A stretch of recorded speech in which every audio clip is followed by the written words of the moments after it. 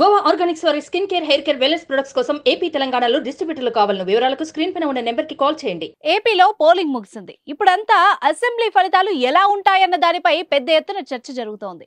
ఈవీఎంలలో నిక్షిప్తమయ్యే ఓటర్ల తీర్పు వెల్లడి కావడానికి మరో 3 వారాల సమయం పట్టనుంది. అయితే ఏపీ ఎన్నికలపై భారీగా బెట్టింగ్ జరిగిందన్న ప్రచారం జరుగుతోంది.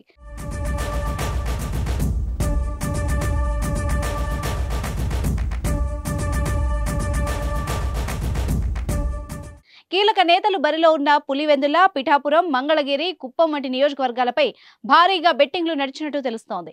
ప్రధానంగా పిఠాపురంలో పవన్ కు అనుకూలంగా బెట్టింగ్లు సాగాయి. వేలాది కోట్ల రూపాయలు బెట్టింగ్ జరిగినట్టుగా సమాచారం. పిఠాపురంలో పవన్ కళ్యాణ్ 50,000కు పైగా మెజార్టీ సాధిస్తారని భారీగా పందెం వేసినట్టు తెలుస్తోంది. మరోవైపు కడప లోక్సభ నియోజకవర్గం మీద కూడా భారీగా పందాలు నడుస్తున్నాయి. కడప ఎన్నికల్లో వైసీపీ తరపున వైఎస్ అవినాష్ రెడ్డి పోటీ చేస్తుండగా, కాంగ్రెస్ తరపున అతని సోదరి వైఎస్ షర్మిల బరిలో ఉన్నారు. వైఎస్ వారసుల మధ్య పోటీ జరుగుతుండటంతో ఈ నియోజకవర్గం పైన సర్వత్రా ఆసక్తి నెలకొంది. అలాగే కేసినేని బ్రదర్స్ మధ్య పోరు సాగుతున్న విజయవాడ లోక్సభ సీటు పైన పందాలు జోరుగా సాగుతున్నాయి. కేసినేని నాని వైసీపీ తరపున, కేసినేని చిన్ని టీడీపీ నుంచి పోటీ చేస్తున్నారు. ఈ ఎన్నికల్లో విజయం కోసం వైసీపీ, టీడీపీ హోరాహోరీగా తలపడుతున్నాయి.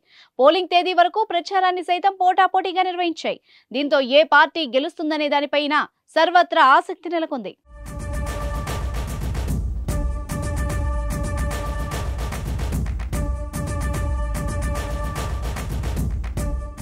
సుమన్ టీవీలో మీ పర్సనల్ అండ్ బిజినెస్ ప్రమోషన్స్ కోసం కింది నెంబర్కి కాంటాక్ట్ చేయండి.